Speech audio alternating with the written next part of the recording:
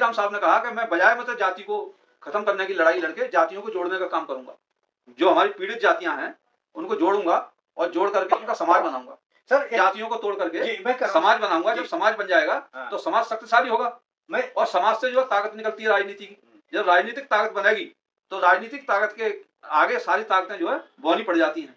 क्योंकि जो पुलिस की पिटाई से बड़ी किसी की पिटाई गुंडे की नहीं होती। जब जिधर मतलब गुंडा अगर बढ़ता है तो पुलिस के उससे सह से बढ़ता है। अगर पुलिस वाले चाहें तो वहां गुंडागर्दी 1 मिनट में खत्म हो सकती है। और पुलिस के ऊपर किसका चलता है? मंत्री का चलता है।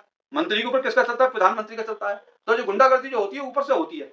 तो इसलिए अगर नीचे वाला सही कर सकता है इसको, जिसके पास वोट की फैसला दिया कि अगर वो सिद्ध नहीं होता है, सार्वजनिक रूप से अगर वो गाली जाति सूचक शब्द अगर उसने नहीं बोला है, तो ये 3(1) के अंतर्गत नहीं आएगा। 3(1) के एट्रोसिटीज एक्ट 89 3(a) के 3(1) के अंतर्गत नहीं आएगा। तो नहीं आएगा तो फिर उसको उसकी जमानत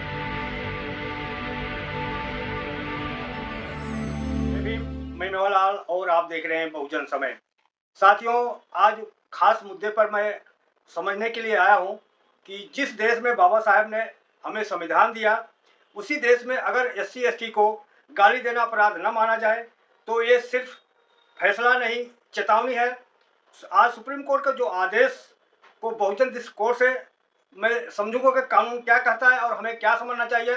साथियों, ये वीडियो को आपको अंत तक देखना है। ये केवल कानून का मसला नहीं है, आपके सम्मान और अधिकार का मामला है। इसको पूरा अंत तक देखिएगा और मैं आपको बताऊंगा कि किस तरह से राम भद्राचार्य ने महिलाओं को अपमानित शब्द कहा कि महिलाओं का फुल फॉर्म क्या होता है उसको भी बताऊंगा।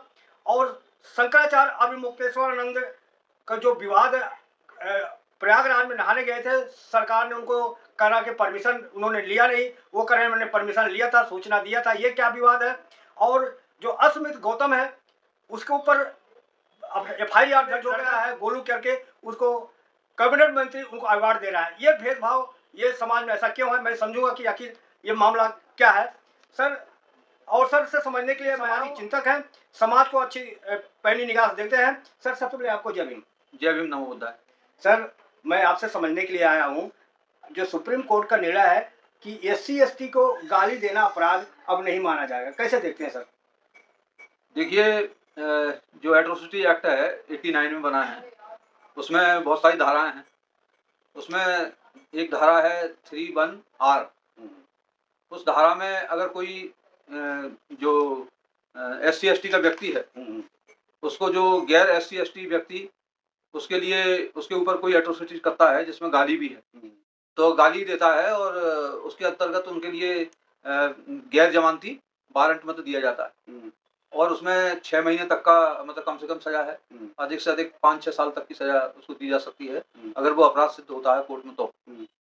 लेकिन वो गैर जमानती है तो अगर FIR होती है तो उसकी जमानत नहीं होती है, तो उनको उस समय तक तो जैसे जो एट्रोसिटीज के अंतर्गत कवर होता है जो समाज, उस समाज के व्यक्ति को अगर कोई एट्रोसिटी करता है, अपमानित करता है उसके लिए, तो उसमें एक डर पैदा करने के लिए ये मतलब कानून लाया गया था 89 में।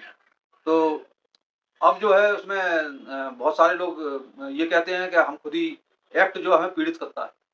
हम तो उसको पीड़ित नहीं करते हैं, लेकिन बदले की भावना से भी बहुत सारे लोग जो है हमें फंसाने के लिए इस तरह के FIR कर देते हैं। और FIR करने का मतलब जो है वो उसको जेल में जाना, उसकी जमानत नहीं होना, और उसके ऊपर अगर सजा भी हो गई तो कम से कम 6 महीने और बहुत एक लंबी 5 साल तक की सजा भी हो सकती है, 6 साल तक की। तो ये जो एक एट्रोसिटी एक्ट के अंतर्गत मतलब एक प्रावधान है। दूसरा जो प्रावधान है वो क्रिमिनल एक्ट के अंतर्गत होता है, जो CRPC है। तो उसके अंतर्गत जो धाराएं हैं वो तो लगती हैं। अगर आप किसी को मारेंगे, गाली देंगे, ये सामान्य धाराएं हैं, वो तो कोई भी जनरल के साथ में करे। कोई आदमी मतलब दूसरे आदमी को अगर प्रताड़ित करता है, अपमानित करता है, तो उसके ऊपर भी सामान्य धाराएं वो लगती हैं, मतलब इसके क्रिमिनल एक्ट की जो। तो ये जो है ये स्पेशल एक्ट है, जो एट्रोसिटी एक्ट है, ये उनके प्रति लागू होता है जब SC ST के ऊपर कोई गैर SC ST का व्यक्ति मतलब उसके ऊपर ये अपराध करता है, तो उसको अपराध माना जाए या अपराध नहीं माना जाए। तो इसके मामले में अभी जो लेटेस्ट जो मतलब जो केस आया है सुप्रीम कोर्ट में, जो पीछे हाई कोर्ट का जो मामला है रेफर किया उन्होंने, तो वहाँ पे उनको सजा मिली होगी। तो उसको सजा को मतलब यहाँ सुप्रीम कोर्ट में लेके आए कम कराने के लिए। तो ये अभी लेटेस्ट मतलब जो अभी मामला है 20 तारीख का ही है। कोर्ट की बेंच ने ये फैसला दिया कि अगर वो सिद्ध नहीं होता है सार्वजनिक रूप से अगर वो गाली जाति सूचक शब्द अगर उसने नहीं बोला है, तो ये 3(1) के अंतर्गत नहीं आएगा। 3(1) के एट्रोसिटीज एक्ट 89 3(a) के 3(1) के अंतर्गत नहीं आएगा। तो नहीं आएगा तो फिर उसको उसकी जमानत हो सकती है मजिस्ट्रेट के यहाँ पेश होने के बाद। और दूसरा ये है कि जो फिर उसकी जमानत हो सकती है तो वो एट्रोसिटी एक्ट के अंतर्गत कवर ही नहीं होगा। लेकिन इसका मतलब ये नहीं है कि उसने अपराध अगर किया है तो सामान्य धारा में तो कवर होगा। जो क्रिमिनल सीआरपीसी है तो उसके अंतर्गत तो कवर होगा ही। वो भले ही SC/ST एक्ट के अंतर्गत कवर नहीं हो, सुप्रीम कोर्ट के आ जाने के बाद भी, ये निर्णय आने के बाद भी ये उन्होंने उसमें जो डायरेक्शन दिया है ये है। और इसके ऊपर अभी बहुत सारे मतलब मामले हैं। जैसे आपने देखा होगा पहले एक केस आया था पीछे से रेफर होकर के इसमें सुप्रीम कोर्ट में। तो ये जो है, जो क्या नाम है, जो SC/ST एक्ट है, इसके लिए बिल्कुल निष्क्रिय कर दिया गया था। जब निष्क्रिय कर दिया गया था तो आपको पता है कि ये एक बहुत बड़ा आंदोलन चला था देश के अंतर्गत। देश के अंतर्गत जब आंदोलन चला तो इसको रिव्यू किया गया।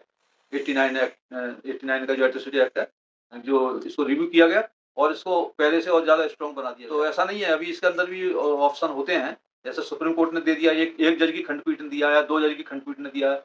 उसके बाद और भी खंडपीठ होती है ऊपर, मतलब 5 जज की होती है, 7 जज की होती है, 11 की होती है। मतलब उसके ऊपर रिव्यू भी कर सकते हैं हम उसके लिए। तो हम अगली पीठ में भी मतलब जा सकते हैं। अगर दूसरी पार्टी जाना चाहती है तो ये भी ओपन रहता है कोर्ट के अंतर्गत। सुप्रीम कोर्ट के अंदर भी जो पीठ होती है, मतलब बड़ी पीठ में जा सकते हैं, छोटी पीठ के फैसले के अंतर्गत। तो अभी ये भी ओपन अप जा सकते हैं। दूसरा ये है कि अगर वो सरकार चाहे तो इसको रिव्यू भी कर सकती है, पार्लियामेंट में लाया जा सकता है, उसके लिए कानून में चेंज किया जा सकता है, क्योंकि ये उसका कानून है और पहले भी मतलब ये चेंज हुआ है, सेंटर का कानून है। तो ऐसा कोई ये नहीं है कि एकदम पत्थर की लकीर होगी जो होगी। लोकतंत्र है, फ्लेक्सिबिलिटी है, मतलब उसके अंदर धाराओं के अंतर्गत चेंज होते रहते हैं। और सुप्रीम कोर्ट का काम है वो अपना मतलब अपना संज्ञान लेते हैं उसके ऊपर। तो उनके ऊपर तो हम सुप्रीम कोर्ट के ऊपर तो कोई टिप्पणी कर नहीं सकते हैं कि जज ने मतलब कैसा फैसला लिया है। सुप्रीम कोर्ट एक अलग चीज है और जज एक मतलब अलग चीज है। और व्यक्ति मतलब एक अलग चीज होती है, कौन से समाज से आते हैं व्यक्ति, मतलब उसी सुप्रीम कोर्ट के अंतर्गत। तो उनके अंतर्गत मानसिकता हो सकती है, कोई व्यक्तिगत रूप से मतलब उसको निर्णय के लिए बदलता है। तो व्यक्तिगत जो अपनी मानसिकता होती है उसके आधार पर भी निर्णय वो कभी कभी ले सकते हैं अपनी उसके अंदर विवेक के अनुसार। जी। तो कानून और विवेक दोनों साथ साथ चलते हैं। इसीलिए बाबा साहब अम्बेडकर ने ये कहा था बार बार जब संविधान पेश कर रहे थे कि संविधान तो बहुत अच्छा है और इसको अगर चलाने वाले जो है अगर अच्छे नहीं होंगे, उनके हाथ या जो संचालन करते हैं, कार्यपालिका है, न्यायपालिका है, ये मतलब उसके इंस्ट्रूमेंट हैं जो उसको चलाते हैं संविधान, तो वो उसी तरह से उसका विवेचना करेंगे, उसकी निर्वचन करेंगे संविधान का अपने हिसाब से।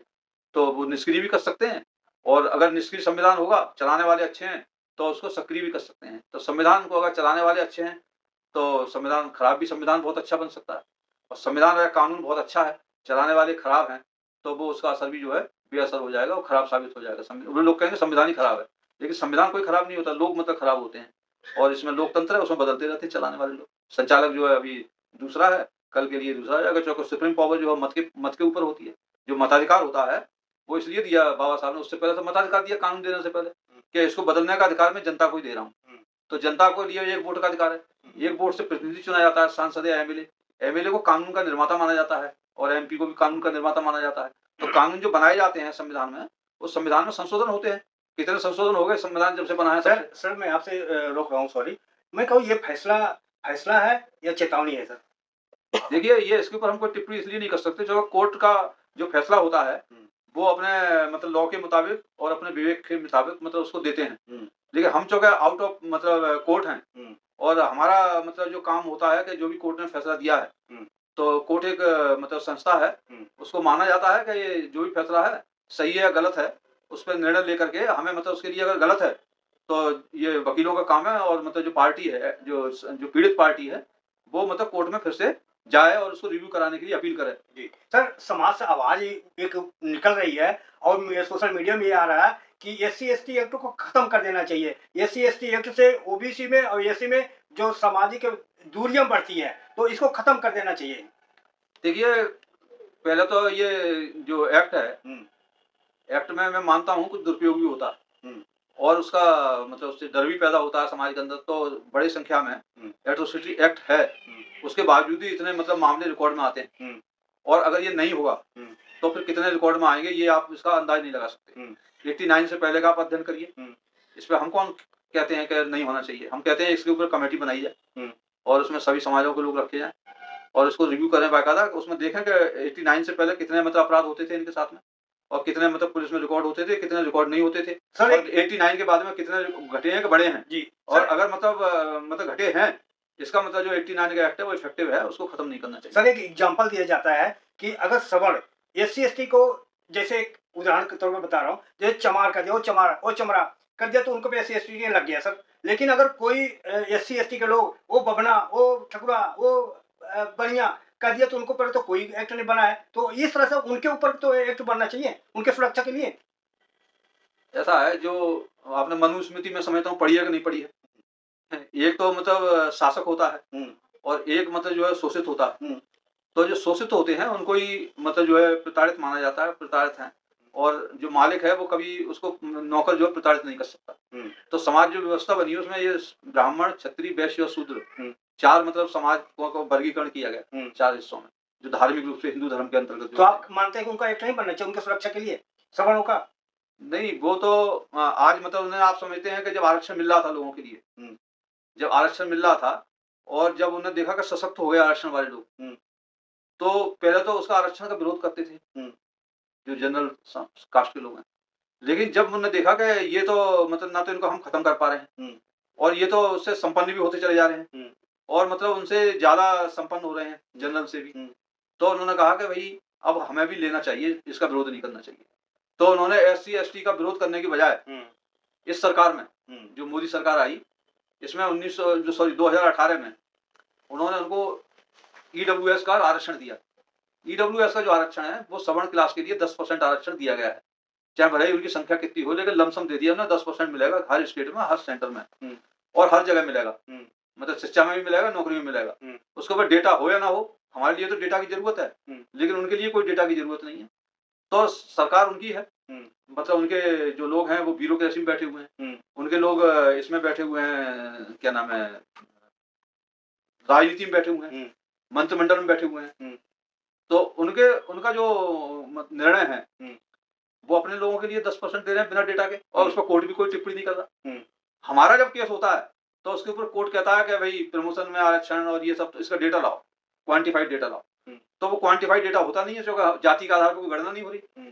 तो क्वांटिफाइड डेटा हम लाएं कहां से, उन्हें पता है कि इनके पास है ही नहीं। तो हमारा वो केस जो है हमारे खिलाफ चला जाता है। लेकिन उनके केस में तो डेटा ही नहीं मांगा उसमें, ईडब्ल्यूएस में।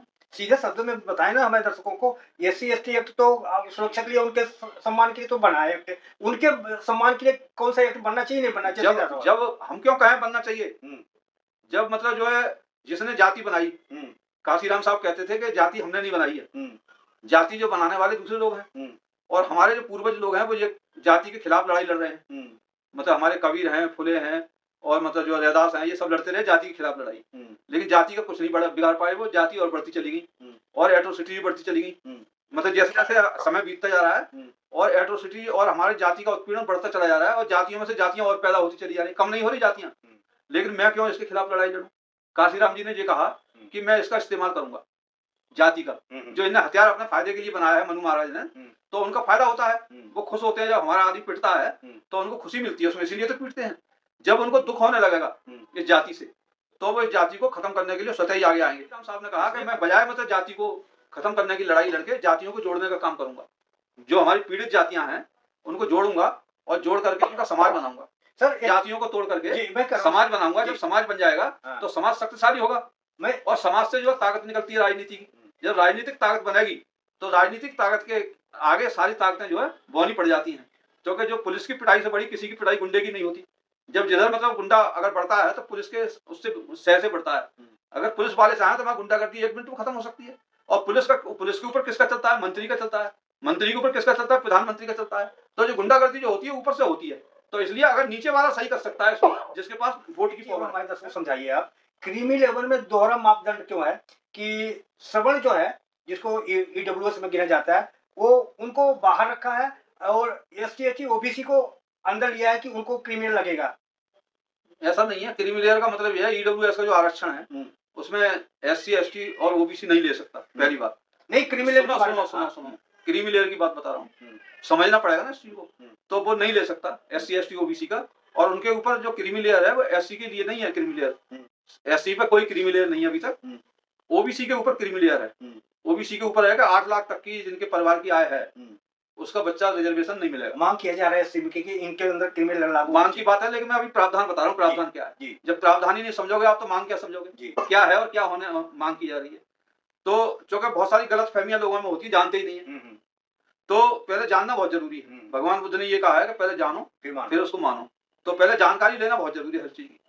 तो ये 8 लाख रुपए उनकी है, मतलब जो दायरे में आते हैं, और 8 लाख रुपए उनकी भी मतलब अब कर दी उन्होंने कि जो सवर्ण क्लास के लोग हैं, जो ईडब्ल्यूएस में, उनको भी 8 लाख है और इनके भी 8 लाख है, और उसमें उसके साथ और भी पैरामीटर्स हैं, पक्का कच्चा मकान, प्लॉट, मोटरसाइकिल, ये बहुत सारी चीजें हैं। वो मैं यहाँ पे मतलब उनको सारी चीजों को बिना देखे डिस्क्राइब नहीं कर सकता। तो वो उनके क्राइटेरिया हैं, लगभग मतलब समान क्राइटेरिया मतलब किए गए हैं। तो वो कह रहे हैं कि भाई इसको बदला जाना चाहिए, इस क्राइटेरिया को। पहले तो मतलब जो है ये जो सबसे बड़ी चीज है, ये जो आधार बनाया है, इससे ज्यादा ये जरूरी है कि उनके लिए पहले से ही जो जिनको सवर्ण क्लास आप बोल रहे हो, 50% तो उनका हिस्सा है ही, लेकिन वो उससे ज्यादा 77% डेटा है। आप स्टाफ सिलेक्शन कमीशन का डेटा उठा के देखो, 77% पे वो नौकरी कर रहे हैं, सेंट्रल गवर्नमेंट की मैं बात कर रहा हूँ। दूसरा मतलब जो है, जो क्या नाम है, जो क्लास 1 की नौकरियां हैं, जिसमें IAS IPS भी हैं, उसमें तो 90% कर रहे हैं सेक्रेटरी की पोस्ट पर, 99% तक कर रहे हैं। तो पहले तो उनकी बात करो ना, आप सुप्रीम कोर्ट की बात करो, जिसके अंदर न्यायाधीश हैं, कितने तुम्हारे उसमें न्यायाधीश हैं, ओबीसी का एक भी नहीं है। तो इसी तरह से आप वाइस चांसलर की बात करो, उसमें एक ही नहीं है, टॉप की पोस्ट है।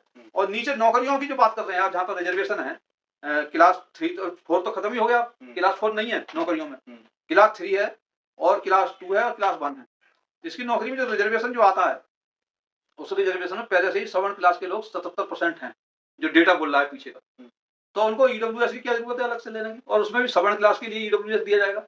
तो कहाँ से लाएंगे उसमें से? उन्होंने मतलब जो 50 के अलावा जो और कोटा है, 77 ले गए और 10 कहाँ से लाएंगे वो और? तो पहले मतलब ये था कि जनरल का मतलब ये होता है ओपन कैटेगरी। कहना क्या चाह रहे हो सर? मैं ये कहना चाह रहा हूँ, ईडब्ल्यूएस नहीं मिलना चाहिए, बिल्कुल नहीं मिलना चाहिए।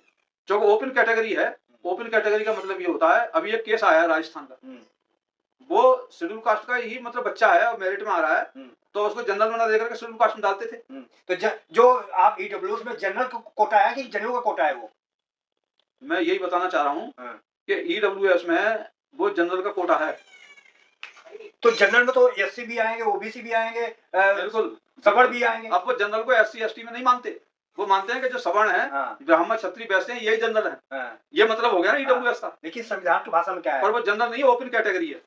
जनरल को करके उसको ओपन कैटेगरी बोलना चाहिए, ओपन फॉर ऑल, वो जनरल होता है। और वो जनरल की परिभाषा क्या बना दी है, जैसे मान लो दलित बोल देते हैं, दलित में तो ओबीसी के लोग भी आते हैं, लेकिन वो नहीं मानते कि हम दलित हैं। इसी तरह से आप शूद्र बोलते हैं, शूद्र में तो वो मानते हैं अछूत लोग हैं, यही शूद्र होते हैं, जबकि वो अछूत तो शूद्र में आते ही नहीं है, वो 5वें वर्ग में आते हैं। जो शूद्र हैं वही है जो ओबीसी के जो लोग हैं, जो किसान हैं, कुर्मी हैं, ये असली शूद्र हैं।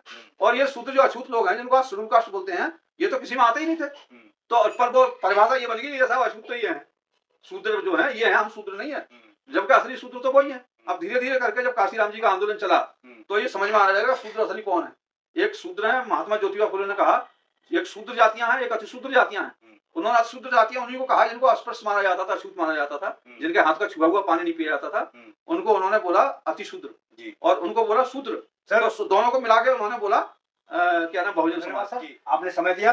तो साथियों, किस रही हमारी बातचीत रही, आप प्रतिक्रिया में रिव्यू बताएं। आपसे निवेदन है, विनती है कि आप कहां से देख रहे हैं। आपका एक कमेंट किसी का सोच बदल सकता है, तो इसलिए आप हमारे चैनल को देखें, पूरा देखें और कमेंट जरूर करें। और नए हैं तो चैनल को सब्सक्राइब करें, लाइक करें, कमेंट करें। जय भीम, जय भारत, बहुजन समाज।